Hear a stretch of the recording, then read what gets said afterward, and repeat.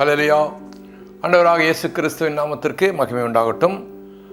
இந்த 12வது மாதத்தினுடைய முதல் தேதி, முதல் ஞாயிற்றுக்கிழமை தேவ சமூகத்திலே கர்த்தரை ஆராதிக்க வந்திருக்கிற தேவ பிள்ளைகள் அனைவரையும் நம்முடைய அருமை ஆண்டவர் இயேசு கிறிஸ்துவின் இனிய நாமத்திலே வாழ்த்தி வரவேற்கிறேன்.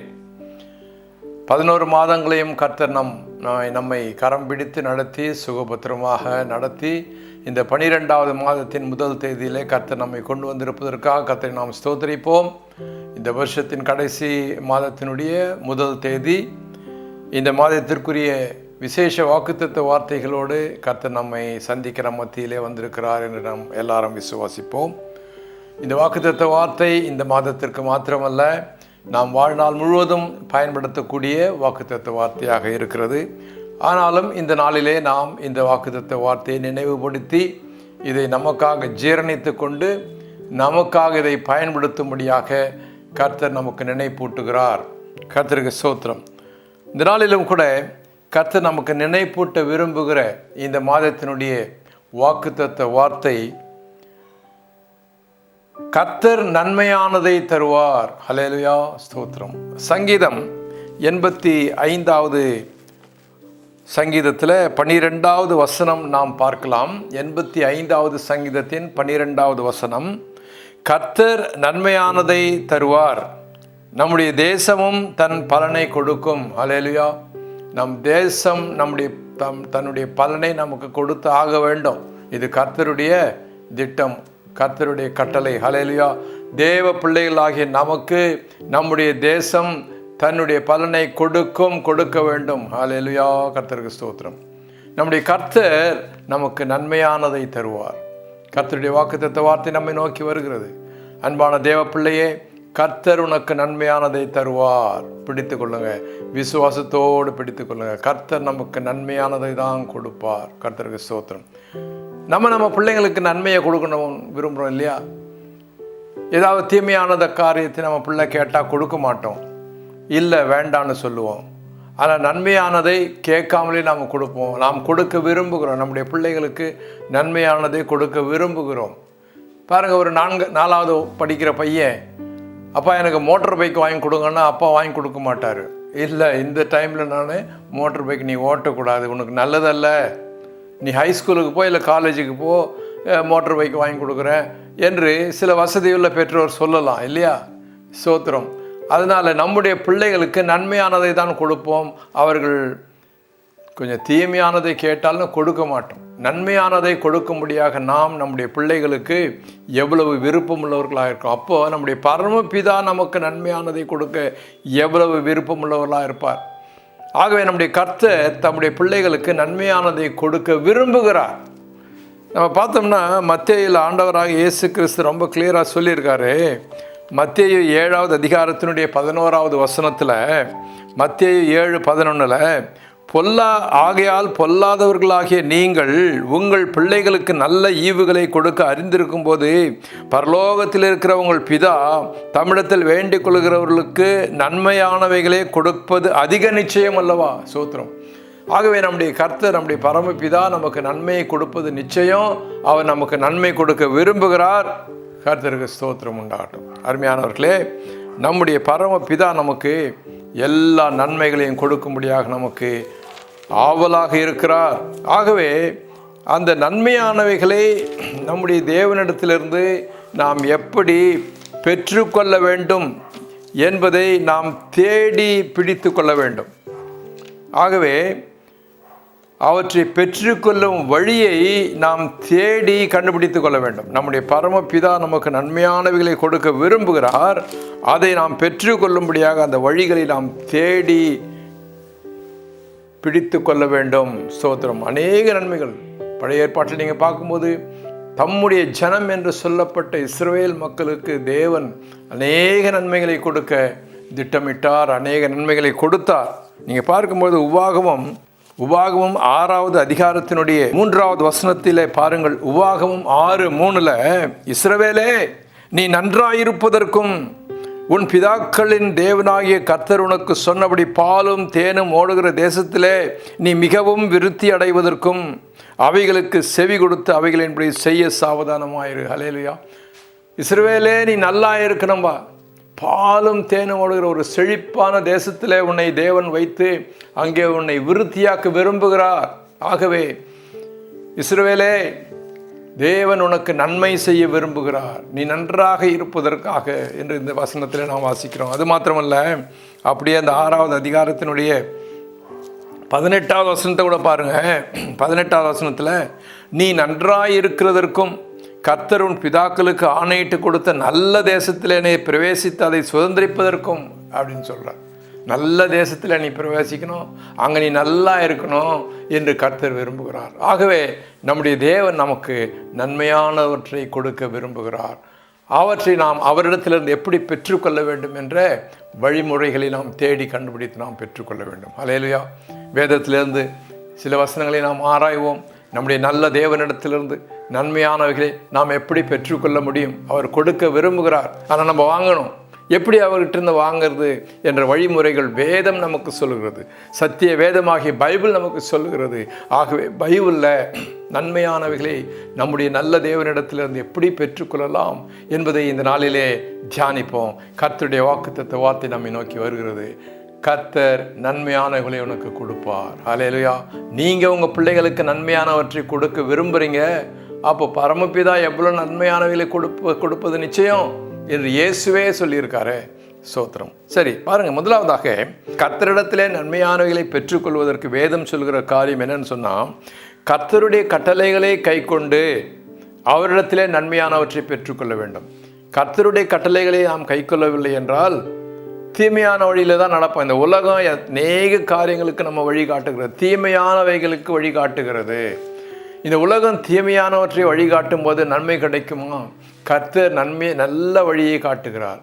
கட்டளைகளை நமக்கு கொடுத்து அவருடைய கட்டளைகளின்படி நாம் நடந்தால் நல்ல வழியில் நடப்போம், தீய வழியில் நடக்க மாட்டோம். அவர் நன்மையானதை நமக்கு கொடுக்க அது ஒரு சாதகமான சூழ்நிலையை நமக்கு ஏற்படுத்துகிறது. ஆகவே கர்த்தருடைய கட்டளைகளை கை கொண்டு கர்த்தரிடத்திலே நாம் நன்மையானவைகளை பெற்றுக்கொள்ள வேண்டும் என்று நாம் வாசிக்கிறோம். உபாகமம் 10வது அதிகாரத்தில் நாம் இவ்விதமாக நாம் வாசிக்கிறோம். உபாகமம் 10:13, நான் இன்று உங்களுக்கு கற்பிக்கிற கர்த்தருடைய கற்பனைகளையும் அவருடைய கட்டளைகளையும் உனக்கு நன்மை உண்டாகும்படி கை கொள்ள வேண்டும் என்பதை அல்லாமல் வேறே எதை உன் தேவனாகிய கர்த்தர் உன்னிடத்தில் கேட்கிறார்? நம்முடைய தேவனாகிய கர்த்தர் நம்மிடத்தில் என்ன சொல்கிறாரு? உனக்கு நன்மை உண்டாகணும்பா, நீ எங்களிடத்தில் நன்மை பெற்றுக்கொள்ளணும். அதற்காக நான் விதித்த வழிமுறைகளை நீ கைக்கொள். என்னிடத்திலிருந்து நன்மைகளை பெற்றுக்கொள்ளும்படியாக நான் உனக்கு விதித்திருக்கிற இந்த கட்டளைகளை நீ கை கொண்டால் நீ நன்மைகளை பெற்றுக்கொள்வாய்னு சொல்கிறாரு. இது எல்லாமே வேறு என்ன கேட்குறாரு?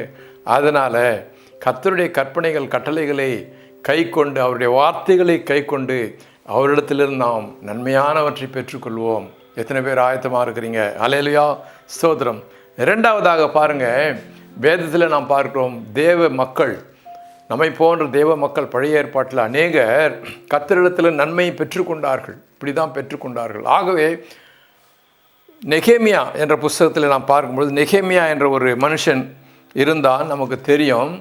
இஸ்ரவேல் மக்கள் தவறு செய்து அவர்கள் சிறையிருப்புக்கு போன பிறகு அங்கே இருந்து, அதாவது அவர்களுடைய எருசலேம் நகரம், அந்த பாலும் தேனும் அவர்களுக்கு கொடுத்ததான அந்த செழிப்பான தேசம் சத்துருக்களால் இடிக்கப்பட்டு இவர்கள் எல்லாம் சிறைபிடிக்கப்பட்டு போன காலத்தில் அங்கே நெகேமியா என்ற ஒரு தேவ மனுஷன் எழும்பி ஜெபித்தான். அப்போ கர்த்தர் அந்த இடிக்கப்பட்ட எருசலேம் நகரத்தை, அலங்கத்தை, இடிக்கப்பட்ட ஆலயத்தை கட்டும்படியாக நெகேமியாவை எழுப்பி அனுப்புகிறார். இப்போ நெகேமியா கர்த்தருடைய கட்டளைகளை கை கொண்ட மனுஷனாக இருந்தான். ஆகவே கர்த்தருடைய கட்டளைகளை கை கொண்ட மனுஷனாக இருந்ததுனாலே கர்த்தர் அவனுக்கு நன்மை செய்தார். அவன் மூலமாக இஸ்ரவேல் மக்கள் அனைவருக்குமே நன்மை செய்தார்.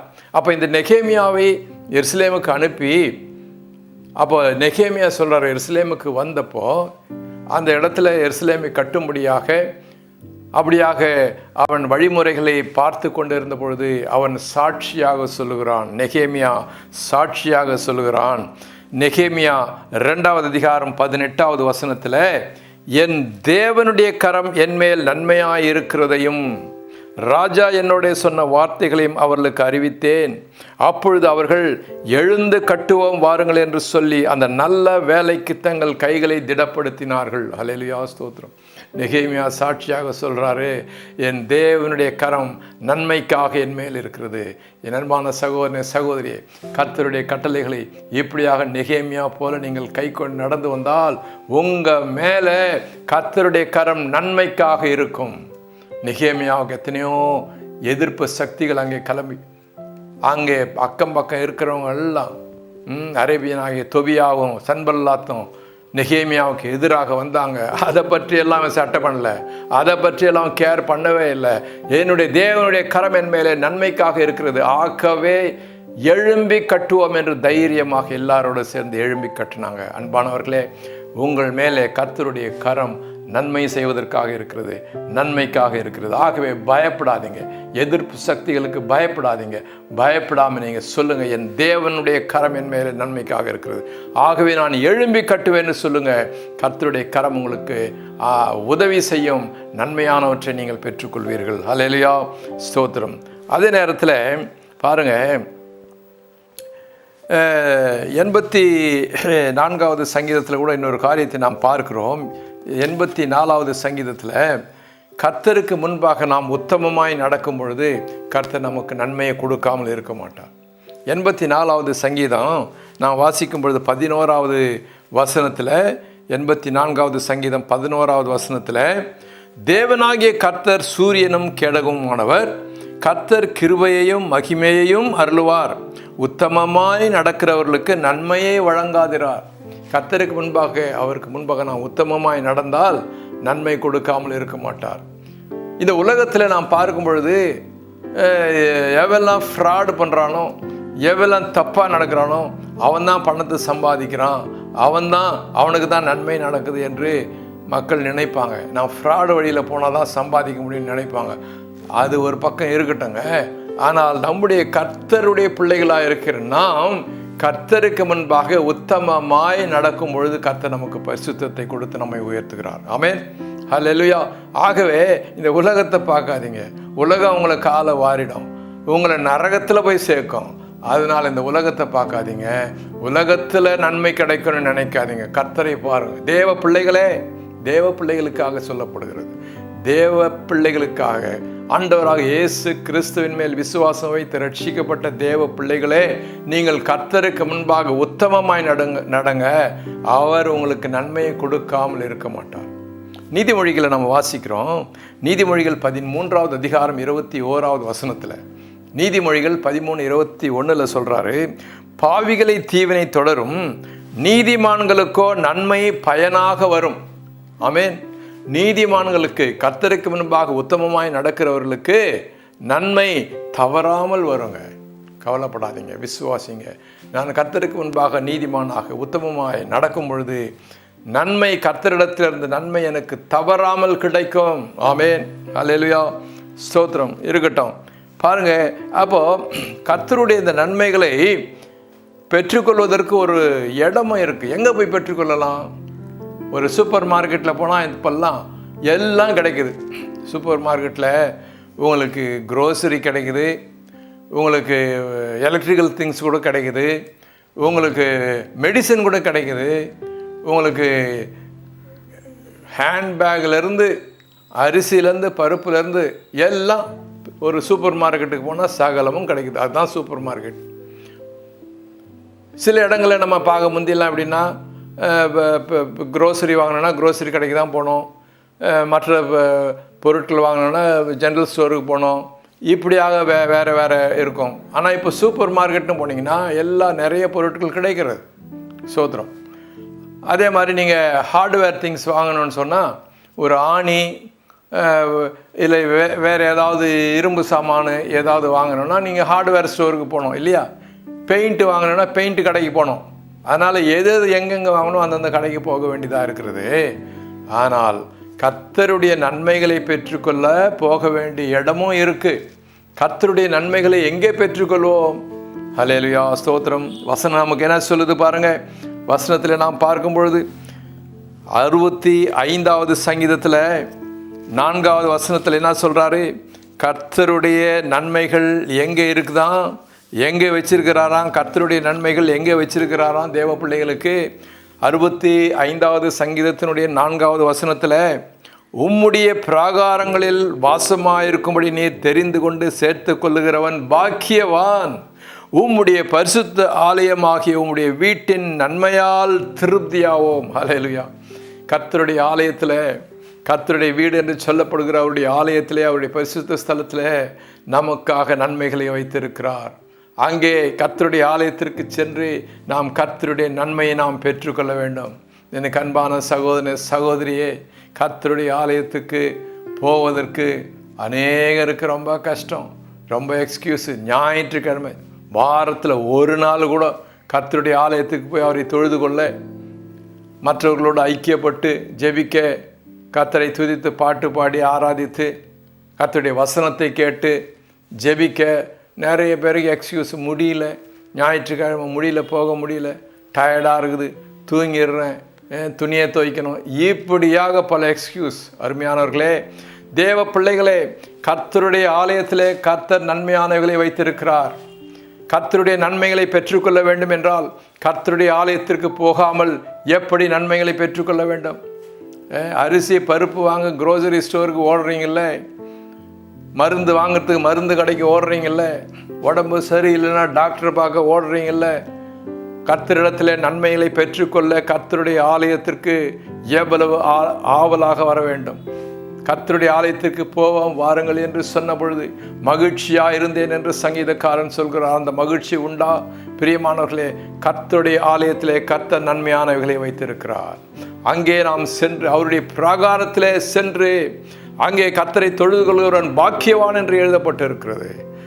கர்த்தருடைய பாக்கியத்தை பெற்றுக்கொள்ள முடியாக, கர்த்தரிடத்திலிருந்து நன்மையானவைகளை பெற்றுக்கொள்ள முடியாக நீங்கள் ஆலயத்துக்கு போகணும்.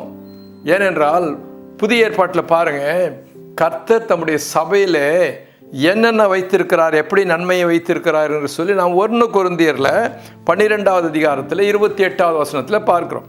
1 கொரிந்தியர் 12வது அதிகாரம் 28வது வசனத்தை நீங்கள் வாசிக்கும் பொழுது, தேவனானவர் சபையில் 1வது அப்போஸ்தலரையும் 2வது தீர்க்கதரிசிகளையும் 3வது போதகர்களையும் பின்பு அற்புதங்களையும் பின்பு குணமாக்கும் வரங்களையும் ஊழியங்களையும் ஆளுகைகளையும் பலவிதமான பாஷைகளையும் ஏற்படுத்தினார். இதெல்லாம் சபையில் ஆண்டவர் வைத்திருக்கிறார். போதகர்களை வைத்திருக்கிறார். வசனத்திலிருந்து உங்களுக்கு எடுத்து சொல்லி உங்களுக்கு விசுவாசத்தை பலப்படுத்தி உங்களுக்காக ஜெபித்து கர்த்தருடைய பாதையிலே நீங்கள் நடக்கும்படியாக அப்போஸ்தலர்களை வைத்திருக்கிறார். தேவ ஊழியர்களை வைத்திருக்கிறார். அவங்களை வழி நடத்தும்படியாக, தேவ பாதையில் உங்களை நடத்தும்படியாக, உங்களை உற்சாகப்படுத்தும்படியாக கர்த்தர் தம்முடைய சபையில் வைத்திருக்கிறார். அங்கே அற்புதங்களை வைத்திருக்கிறார் என்று சொல்லப்பட்டிருக்கிறது. உங்களுக்காக கர்த்தர் தம்முடைய சபையில், தேவன் தம்முடைய சபையில் அற்புதங்கள் நடப்பிக்கும்படியாக அங்கே அவருடைய பிரசன்னம் நிரம்பி இருக்கிறது. கர்த்தருடைய ஆலயத்திலே அவருடைய நன்மையை பெற்றுக்கொள்ள நாம் செல்ல வேண்டும். ஹல்லேலூயா, கர்த்தருக்கு ஸ்தோத்திரம். பாருங்கள், நாம் பார்க்கிறோம், நம்முடைய நல்ல மேய்ப்பன் யாரு? இயேசு. இயேசுவாகிய நம்முடைய நல்ல மேய்ப்பன் நமக்கு நன்மைகளை கொடுக்கிறார். அவரிடத்துல நாம் வரும் பொழுது பாருங்கள், அவர் சொல்கிறாரு யோவான் 10வது அதிகாரத்தில், யோவான் 10வது அதிகாரம் 9வது வசனத்திலிருந்து கூட நீங்கள் வாசிக்கும் பொழுது, யோவான் 10:9 11 வரைக்கும் நீங்கள் வாசித்தா ரொம்ப நல்லா இருக்கு. பாருங்கள், ஆண்டவர் சொல்கிறார், இயேசுவே சொல்கிறார். யோவான் 10வது அதிகாரம் 9 11 வரைக்கும், நானே வாசல், என் வழியாய் ஒருவன் உட்பிரவேசித்தால் அவன் ரட்சிக்கப்படுவான், அவன் உள்ளும் புறமும் சென்று மேய்ச்சலை கண்டடைவான். ஆனால் திருடன் திருடவும் கொல்லவும் அழிக்கவும் வருகிறானே என்று வேறொன்றுக்கும் வரான். நானோ அவைகளுக்கு ஜீவன் உண்டாகவும் அவைகள் பரிபூர்ணப்படவும் வந்தேன். நானே நல்ல மேய்ப்பன். நல்ல மேய்ப்பன் தன் ஆடுகளுக்காக ஜீவனை கொடுக்கிறான். பிரியமானவர்களே, இந்த உலகம் உங்களை அழிக்கத்தான் இருக்கிறது. இந்த உலகத்தில் பலவிதமான காரியங்கள், அப்படியே பெரிய பெரிய காரியங்கள் என்று சொல்லுவாங்க, அற்புதங்களை செய்வேன்னு சொல்லுவாங்க. தவறான வழியில் நடத்தி உங்களை அழிக்கவும் உங்களை ஆத்துமாவை நரகத்துக்கு தள்ளவும் தான் இந்த உலகத்தில் பல காரியங்கள் இருக்கு. ஆனால் நம்முடைய நல்ல மெய்ப்பனாகிய இயேசு கிறிஸ்து தன்னுடைய உயிரையே உங்களுக்காக கொடுத்திருக்கிறார். உயிரை கொடுத்து உங்களை ரட்சித்திருக்கிறார். அவரிடத்தில் நீங்கள் வரும்பொழுது, உள்ளும் புறமும் நீங்கள் செல்லும் பொழுது மேய்ச்சலை கண்டடைவீர்கள். உங்களுடைய தேவையானவற்றை நீங்கள் அங்கே மேய்ந்து கொள்ளலாம். அங்கே கிடைக்கிறது. நம்முடைய கர்த்தர் நல்ல மேய்ப்பன். ஹல்லேலூயா. நாம் வாசிக்கிறோம் அப்போஸ்தலர் 10வது அதிகாரம் 38வது வசனத்தில், நம்முடைய ஆண்டவர் இந்த உலகத்தில் மனுஷனாக ஜீவித்திருந்த பொழுது அவரை குறித்து சாட்சி இங்கே எழுதப்பட்டிருக்கிறது. அப்போஸ்தலர் 10:38, நசரேயனாகிய இயேசுவை தேவன் பரிசுத்தாவியினாலும் வல்லமையினாலும் அபிஷேகம் பண்ணினார். தேவன் அவருடைய கூட இருந்தபடினாலே அவர் நன்மை செய்கிறவராயும் பிசாசின் வல்லமையில் அகப்பட்ட யாவரையும் குணமாக்குகிறவராயும் சுற்றி திரிந்தார். ஹல்லேலூயா. இயேசு கிறிஸ்து இந்த உலகத்தில் மனுஷனாக ஜீவித்த பொழுது பிசாசு பிடியிலே, மந்திர பிடியிலே, வியாதியிலே இருந்தவர்களை குணமாக்கி நன்மை செய்தவராய் சுற்றி திரிந்தார். அந்த இயேசு கிறிஸ்து இன்றைக்கும் மாறாதவர்.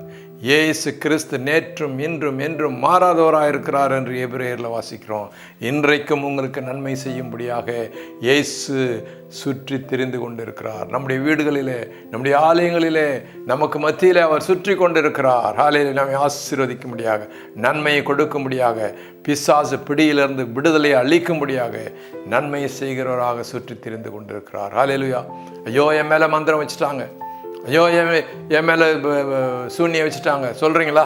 இயேசு இடத்துல வாருங்க. இயேசு உங்களை மந்திரத்தையும் தந்திரத்தை எல்லாவற்றையும் நீக்கி போடும். அவரை பிடித்து கொள்ளுங்க. அவருடைய ஆலயத்துக்கு நீங்கள் வரணும். வீட்டிலே இருந்து சார் எனக்காக ஜெபம் பண்ணுங்க, பாஸ்டர் எனக்காக ஜெபம் பண்ணுங்க, இப்படி தான் நிறைய பேர் ஆலயத்துக்கு வர்றது கிடையாது. ஆலயத்துக்கு வந்து ஆண்டவரை தேடுங்க. சரி, நீங்கள் ஃபோன் பண்ணுறீங்க, ஜெபம் பண்ணுறவங்களுக்காக ஜெபம் பண்ணுறோம், நல்லது. ஆனால் ஆலயத்துக்கு வந்து அவரை தேடி அவரை தொழுது கொள்ளுங்க, அவரை பிடித்து கொள்ளுங்க, வளருங்க. ஆவிக்குரிய ஜீவிதத்தில் நீங்கள் வளரணும். இயேசு தம்முடைய ஆலயத்திலே ஹல்லேலூயா சுற்றி திரிந்து கொண்டு இருக்கிறார், உங்களுக்கு நன்மை செய்யும்படியாக. அது மாத்திரமல்ல, நாம் வேதத்திலே வாசிக்கிறோம் பிரியமானவர்களே, ரோமர் 8வது அதிகாரம் 28வது வசனத்தில், ரோமர் 8:28 நாம் வாசிக்கிறோம், அன்றியும் அவருடைய தீர்மானத்தின்படி அழைக்கப்பட்டவர்களாய் தேவனிடத்தில் அன்பு கூறுகிறவர்களுக்கு சகலமும் நன்மைக்கு ஏதுவாக நடக்கிறது என்று அறிந்திருக்கிறோம். ஹல்லேலூயா, ஸ்தோத்திரம். கர்த்தரிடத்திலே, இயேசுவின் மேலே நீங்கள் அன்பு கூர்ந்தால் உங்களுக்கு நடக்கிற எல்லாம் நன்மைக்காக. நீங்கள் நினைப்பீங்க, ஐயோ இப்படி நடந்துச்சு, அப்படி, எல்லாமே நன்மை தான். சரீரத்தில் ஒரு நோய் வந்தாலும், ஒரு வியாதி வந்தாலும் அதுவும் நன்மையாக மாற்றுவார் கர்த்தர். எல்லாவற்றையும் நன்மையாக மாற்றுவார். ஒரு காரியம் உங்களுக்கு கிடைக்கலன்னா கிடைக்காததையும் நன்மையாக மாற்றுவார். சகலத்தையும் நன்மையாக மாற்றுவார் உங்களுக்காக.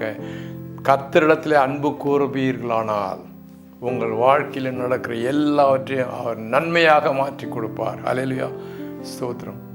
அப்படிதான் ஒருத்தர் சொன்னார், ஒரு மாடு இருக்குன்னா, உங்கள் வீட்டில் மாடு இருக்குது, அதுக்கு வைக்கோல் போடுறீங்க, புண்ணாக்கு போடுறீங்க, எல்லாத்தையும் அது சாப்பிட்டு என்ன பண்ணுது, பாலாக உங்களுக்கு மாற்றி கொடுக்குது இல்லையா? அப்படிப்பட்ட ஒரு காரியத்தை கர்த்தர் வைத்திருக்கிற அந்த உலகத்தில். ஸ்தோத்திரம். பிரியமானவர்களே, அன்பானவர்களே, கர்த்தரிடத்தில் நீங்கள் அன்பு கூறும் பொழுது உங்கள் வாழ்க்கையில் போகிற எல்லா தீமையானவற்றையும் கர்த்தர் உங்களுக்கு நன்மையாக மாற்றி கொடுப்பார். ஸ்தோத்திரம். பாருங்கள், ஆகவே நாம் என்ன செய்வோம்? கர்த்தரிடத்தில் அன்பு கூறுவோம். கர்த்தரிடத்தில் அன்பு கூறுவோம். மத்தேயு 22வது அதிகாரம் 37வது வசனத்தை நாம் வாசிக்கும் பொழுது, மத்தேயு 22:37 ஆண்டவர் சொன்னார், இயேசு அவனை நோக்கி, உன் தேவனாகிய கர்த்தரிடத்திலே உன் முழு இருதயத்தோடும், முழு ஆத்மாவோடும், உன் முழு மனதோடும் அன்பு கூறுவாயாக. முழுசா, கால்வாசி இல்லை, அரைவாசி இல்லை, முக்கால்வாசி இல்லை, முழுசா ஆண்டவரிடத்தில் அன்பு கூறணும். முழுசா நம்முடைய கர்த்தரிடத்தில் அன்பு கூறணும். அப்பொழுது நமக்கு நடக்கிற எல்லாமே முழுசா நன்மையாக மாறும். ஆமென், ஸ்தோத்திரம். ஆகவே பிரியமானவர்களே, கர்த்தர் இந்த நாளிலே நமக்கு வருகிற வாக்குத்தத்த வார்த்தை, கர்த்தர் நமக்கு நன்மையானதை தருவார். ஆனால் அந்த நன்மையானதை நமக்கு கொடுக்கும்படியாக அவர் விரும்புகிறார். நாம் அதை பெற்றுக்கொள்ள வேண்டும். எப்படி பெற்றுக்கொள்ள வேண்டும்? அவர் சொல்கிற வழியில், கற்பனையில் நடந்து நன்மையை பெற்றுக்கொள்ளும். அவருடைய ஆலயத்திலே வந்து அவரை தொழுது கொண்டு அவருடைய நன்மைகளை நாம் பெற்றுக்கொள்ள வேண்டும். அவர் மேலே நாம் அன்பு கூறணும். இதான் ரொம்ப முக்கியம். முழுசுமாக அவர் மேலே அன்பு கூறணும். முழுசுமாக அவர் மேலே அன்பு கூர்ந்து நன்மைகளை பெற்றுக்கொள்ள வேண்டும். அவருக்கு முன்பாக நாம் உத்தமமாய் நீதியாக நடக்கும் பொழுது நன்மை வரும். இந்த உலகத்தில் ஃப்ராடு பண்ணி நன்மை வரும்னு நினைப்பாங்க ஜனங்க. அவருக்கு முன்னால் நம்ம ஃப்ராடு பண்ண தேவையில்லை. அவருக்கு முன்பாக உத்தமமாய் நடந்தால் நீதிமானுக்கு பலன் தவறாமல் கிடைக்கும். அல்லேலூயா. கர்த்தர் நம்மை ஆசீர்வதிப்பாராக. இந்த நாளிலும் இந்த வாக்குத்தத்த வார்த்தை இந்த மாதம் மாத்திரமல்ல, இந்த வருஷம் முடிவு வரைக்கும், அடுத்த வருஷத்திலும் நம்முடைய வாழ்நாள் முழுவதும் கர்த்தர் நமக்கு நன்மையே தருவாராக. கர்த்தர் நம்மை ஆசீர்வதிப்பாராக. கண்களை மூடி ஜெபிப்போம். எங்கள் அன்பின் ஆண்டவரே, உம்மை ஸ்தோத்திரிக்கிறோம் கர்த்தாவே. இந்த நாளிலும் கூட உம்முடைய சமூகத்தில் அந்த பிள்ளைகளை ஆசீர்வதியும். யார் இறந்து இந்த நோக்கத்தோடு வந்தார்களோ அந்த நோக்கங்களை எல்லாம் நிறைவேற்றும். சுகவீனமாக பலவீனமாக வந்து சுகப்படுத்தும், பலப்படுத்தும் கர்த்தாவே. யாருக்கெல்லாம் பிசாசின் பிடியோ அல்லது பிசாசின் மூலமாக அசுத்தாவிகள் மூலமாக எந்த கஷ்டம் இருந்தாலும் இயேசுவின் நாமத்தில் அப்புறப்படுத்துகிறேன் சுவாமி. ஸ்தோத்திரம். நன்மையானதை தாரும், ஆசீர்வதியும். இயேசு கிறிஸ்துவின் நல்ல நாமத்திலே இந்த ஜெபங்களை ஏறெடுக்கிறேன் நல்ல பிதாவே. ஆமேன், ஆமேன்.